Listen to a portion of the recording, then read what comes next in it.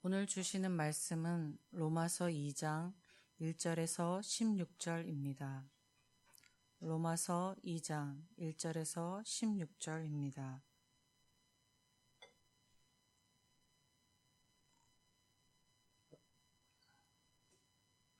그러므로 남을 판단하는 사람아, 누구를 막론하고 내가 핑계하지 못할 것은 남을 판단하는 것으로 내가 너를 정죄함이니 판단하는 내가 같은 일을 행함이니라.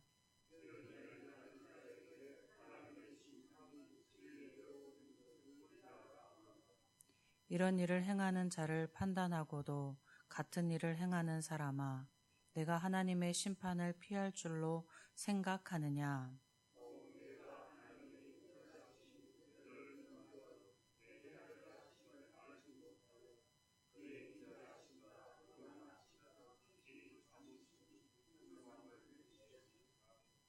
다만 내 고집과 회개하지 아니한 마음을 따라 진노의 날, 곧 하나님의 의로우신 심판이 나타나는 그날에 임할 진노를 내게 쌓는도다.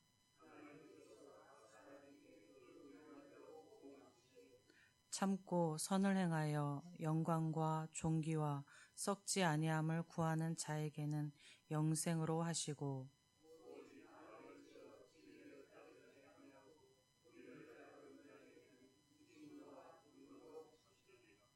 악을 행하는 각 사람의 영에는 환난과 공고가 있으리니 먼저는 유대인에게요 그리고 헬라인에게며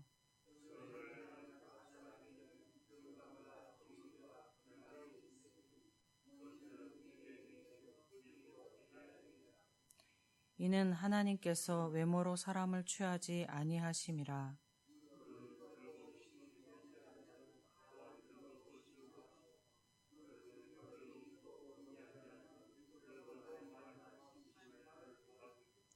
하나님 앞에서는 율법을 듣는 자가 의인이 아니요 오직 율법을 행하는 자라야 의롭다 하심을 얻으리니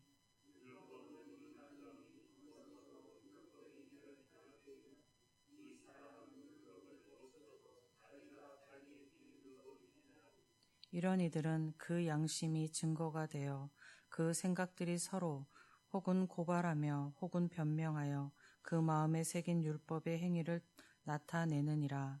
곧 나의 복음에 이른 바와 같이 하나님이 예수 그리스도로 말미암아 사람의 은밀한 것을 심판하시는 그날이라. 아멘. 어제 본문 로마서 1장 18절에서 32절까지는 바울이 이방인들의 심각한 죄들에 대하여 지적함을 기록하였습니다. 바울 당시의 유대인들은 이방인들의 그러한 죄악상들을 보면서 이방인들을 판단하고 정죄하기를 일삼았습니다. 그들은 자신들은 이방인과 다르다고 여기며 교만하여져 있었습니다. 1절에서 그러나 남을 판단하는 사람아 누구를 막론하고 내가 핑계하지 못할 것은 남을 판단하는 것으로 내가 너를 정죄함이니 판단하는 내가 같은 일을 행함이나 라고 책망하고 있습니다. 여기에 남을 판단하는 사람은 유대인을 가리킵니다. 바울이 이방인을 판단하고 정죄하는 유대인에게 너희가 이방인들과 조금도 다를 바 없이 동일한 죄악을 범하고 있음을 지적하고 있는 것입니다. 유대인들이 이방인보다 자신들을 의롭게 생각하는 배경에는 그들이 혈통적으로 아브라함의 자손이라는, 즉 하나님의 선택을 받은 아브라함의 자손으로서 이방인보다 우월한 지위에 있다는 오해와 편견을 가지고 있었기 때문입니다. 또 유대인들은 하나님으로부터 율법을 받은 스스로를 경건하다 생각하며 율법이 없는 이방인들을 판단하고 정죄하였던 것입니다. 유대인들이 하나님의 선택을 받은 아브라함의 자손이라면 그들에게는 그에 합당한 열매가 있어야 했고, 율법을 하나님으로부터 받은 그들에게는 또 그에 합당한 열매가 있어야 했는데 유대인들에게는 그런 열매들은 없었습니다. 유대인들 역시 이방인들과 다른 바 없는 죄인이었습니다. 유대인들은 죄가 무엇인지 가르쳐주는 율법을 가지고 있었음에도 죄를 범하였으니 어찌 보면 이방인들보다 더욱 심각한 죄를 범하는 것이다 할 수 있습니다. 그런데도 그들은 자신들의 죄된 모습은 외면하고 이방인들의 죄를 보며 비방하는 데만 열심이었습니다. 예수님께서 마태복음 7장 3절에서 어찌하여 형제의 눈 속에 있는 티는 보고 내 눈 속에 있는 들보는 깨닫지 못하느냐 하셨습니다. 티는 지푸라기나 왕겨 등을 의미하고 들보는 건물을 받치는 기둥 혹은 석가래를 의미합니다. 티는 타인의 조그마한 결점을 상징하고 들보는 자신의 큰 허물을 상징합니다. 타인의 작은 잘못에는 눈을 불을 켜고 찾고 예리하게 지적하지만 자기가 갖고 있는 더 큰 잘못은 깨닫지 못하는 못하는 것을 의미함입니다. 타인에게 있는 작은 죄는 잘 보는 것, 그리고 자신의 죄는 큰 죄는 보지 못하는 것이 타락한 인간의 특성 중에 하나인 것 같습니다. 2절에서 하나님의 심판이 진노대로 되는 줄 우리가 아노라. 또 3절에서 내가 하나님의 심판을 피할 줄로 생각하느냐 이렇게 이야기하고 있는데 여기에 이 두 구절에서 바울이 강조하는 것은 하나님의 판단입니다. 하나님의 판단으로 심판이 내려진다는 것입니다. 그리고 진리로 내려지시는 하나님의 판단은 정확하다는 것입니다. 사람이 나름대로 죄를 살피고 판단한다 하지만 사람의 판단은 정확하지 못합니다. 왜냐하면 판단하는 자는 정작 자신을 보지 못하는 사람이기 때문입니다. 자신도 정확히 알지 못하는 사람의 판단은 부정확하고 어딘가 문제가 있는 것이 당연한 것입니다. 또 사람이 죄를 다루는 방식은 죄인을 다루는 방식은 즉각적입니다. 죄를 짓는 자가 그 죄에서 돌이키기를 기다려준다든지 그러한 것은 없습니다.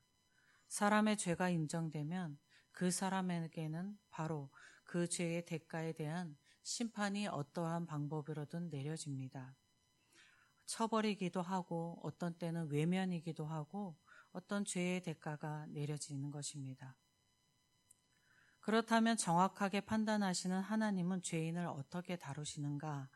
그것은 4절에서 바울이 죄인을 다루시는 하나님의 방식을 인자와 용납하심과 길이 참으심이라고 하고 있습니다. 그리고 그것들이 풍성하다라고 합니다. 하나님께서는 죄인에게 인자하시고 용납하시고 길이 참으심으로 대하시는데 그 목적은 그것을 그들로 하여금 회개케 하기 위함입니다. 기다리시는 것입니다. 바울 당시 어리석은 유대인들은 하나님께서 죄인인 자신들을 인자와 용납하심과 길이 참으심으로 회개하길 기다리고 계심을 몰랐습니다. 그들은 자기 죄를 돌아보는 것이 아니라 타인의 죄, 즉 이방인의 죄를 판단하고 심판하고만 있었습니다. 하나님께서 인자와 용납하시고 길이 참으심으로 타락한 인간을 대하심으로 그 결과가 예수 그리스도를 이 땅에 보내셔서 십자가 구원을 이루셨습니다. 하나님의 인자와 용납하심과 길이 참으심은 십자가 구원에서 끝나지 않으셨고 지금까지도 계속되고 있는 것입니다. 인간은 죄에 무뎌지기 쉽고 죄에 무뎌진 채로 살아가기 쉽습니다. 저와 여러분도 죄에 무뎌져 그 죄로 그대로 반복하며 살아가는 부분이 분명히 있을 것입니다. 그러니까 저와 여러분에게도 지금도 하나님의 인자와 용납하심과 길이 참으심의 은혜가 계속되고 있는 것입니다. 여러분께 이 은혜로 타인의 눈에 있는 티가 아니라 자신에게 있는 들보가 보이는 은혜가 있기를 바랍니다. 그로 인해서 하나님의 구원받은 백성으로서 백성다운 삶이 우리 모두에게 있기를 주님의 이름으로 축복드립니다. 아버지 하나님 감사합니다. 우리의 생명이 어디에서부터 왔는가? 하나님께로부터 왔고, 우리의 생명이 어찌 이어지는가? 하나님의 인자와 용납하심과 길이 참으심 때문입니다. 우리 스스로가 나의 의로움을 자랑하는 교만한 자리에 앉지 하게 하시고, 하나님 앞에 겸손히 나에게 있는 큰 들보와 같은 죄를 볼 수 있는 그러한 은혜를 허락하여 주시옵소서. 그래서 하나님 앞에 겸손한 삶을 살게 하여 주시옵시고, 세상 가운데는 하나님의 사람다운, 하나님의 백성다운 삶을 나타내게 하여 주옵소서. 오늘도 우리를 부르셔서 하나님의 말씀을 듣게 하시고, 하나님께 찬양 올려드리게 하시고, 기도 가운데 하나님을 만나게 하여 주셔서 우리의 은혜의 삶을 인도하여 주시니 감사드립니다. 날마다 살아가는 이 하루하루의 호흡과 삶이 온전히 하나님의 은혜임을 감사드립니다. 이 감사 가운데 살아가는 저희가 오늘도 복된 하루 누려가도록 은혜 내려 주옵소서. 하나님의 은혜를 간절히 소망하며 우리 주 예수 그리스도의 이름으로 기도드립니다. 하늘에 계신 우리 아버지, 아버지의 이름을 거룩하게 하시며 아버지의 나라가 오게 하시며 아버지의 뜻이 하늘에서와 같이 땅에서도 이루어지게 하소서. 오늘 우리에게 일용할 양식을 주시고 우리가 우리에게 잘못한 사람을 용서하여 준 것 같이 우리 죄를 용서하여 주시고 우리를 시험에 빠지지 않게 하시고 악에서 구하소서. 나라와 권능과 영광이 영원히 아버지의 것입니다. 아멘. 이 시간 기도하실 때에 우리 예천교회를 위해서 기도하겠습니다.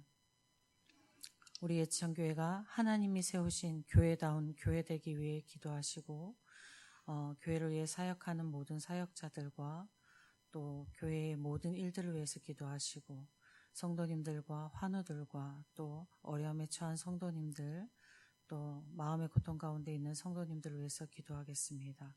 예천 지역과 나라를 위해서 기도하시고, 복음이 전해지는 세계 곳곳의 선교지를 위해서 기도해 주시고, 각자 가지고 나온 기도 제목 가지고 기도하실 때에 주님의 이름 한번 부르고 함께 기도하겠습니다.